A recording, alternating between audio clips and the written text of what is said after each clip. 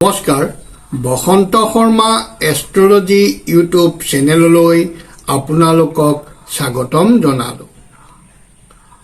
ভাস্কৰাব্দ 1431 খ্ৰীষ্টাব্দ 2024। এই নতুন বছৰটো মিথুন ৰাশিৰ জাতক জাতিকাৰ কেনে ফলাফল লাভ কৰিব এইটো জানক। মিথুন ৰাশিৰ জাতক জাতিকাৰ আদ্যক্ষৰ হৈছে ক আৰু দ্বিতীয়া ছ। মিথুন ৰাশিৰ অধিপতি বুধ। এই ৰাশিৰ জাতক জাতিকা সাধাৰণতে পণ্ডিত, বাকপটু, নৃত্য গীত প্ৰিয়, আনন্দপ্ৰিয়, জ্ঞানী, স্পষ্টবাদী, নানা কৰ্মত পাৰ্গত, আনক সহায় কৰি আনন্দ পায়। মিথুন ৰাশিৰ জাতক জাতিকা যিকোনো কামতে সৎ সাহসেৰে আগবাঢ়ি যাব পাৰে। সকলোৰে লগত মিলি জুলি থাকিবলৈ বিচাৰে।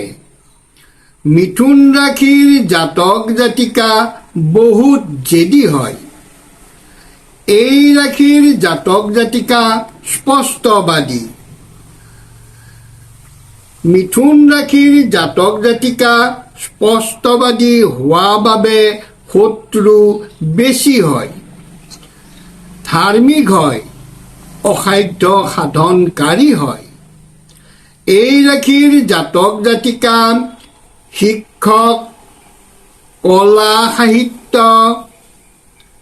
শিল্পকলা, আইন, ব্যৱসায় আদি কামত সুখ্যাতি অৰ্জন কৰিব পাৰিব। মিথুন ৰাশিৰ জাতক জাতিকাৰ গেষ্ট্ৰিক, বিষভয়, ৰক্তচাপ, স্নায়ু ৰোগ আদিৰ ভয় আছে। মিথুন ৰাশিৰ শুভ ৰত্ন হৈছে পান্না। শুভ ধাতু হৈছে ৰূপ। মিথুন ৰাশিৰ জাতক জাতিকাৰ শুভ ৰং হৈছে ক্ৰীম আৰু বগা। শুভ বাৰ হৈছে মঙলবাৰ, শুক্ৰবাৰ আৰু বুধবাৰ। এই ৰাশিৰ জাতক জাতিকাৰ শুভ সংখ্যা হৈছে 5 আৰু 8। শুভ দিশ হৈছে উত্তৰ দিশ। মিথুন ৰাশিৰ জাতক জাতিকাৰ বছৰৰ আৰম্ভণিতেই নানান ৰোগ হ'ব পাৰে। বহাগ জেঠ মাহত অশান্তি, অৰ্থক্ষয়, চকু মূৰ, চৰ্মৰোগ হ'ব পাৰে। আহাৰ মাহৰ পৰা উন্নতি, অৰ্থলাভ, কৰ্মলাভ, প্ৰেম প্ৰণয়ত সুফল পাব। বিদ্যাৰ্থীসকলে বিদ্যাত সুনাম অৰ্জন কৰিব পাৰিব। ভাগ্যস্থানত শনি স্বগৃহী হৈ বছৰৰ আৰম্ভণিৰে পৰা শেষলৈকে ভাগ্যৰ উন্নতি হোৱা দেখা যায়।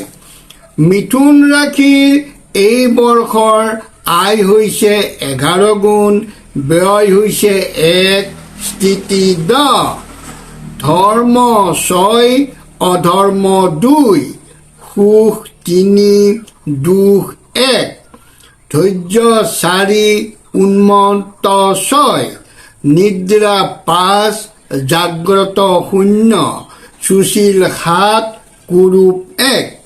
ভগৱানে সকলোকেই মংগলে ৰাখক। ধন্যবাদ।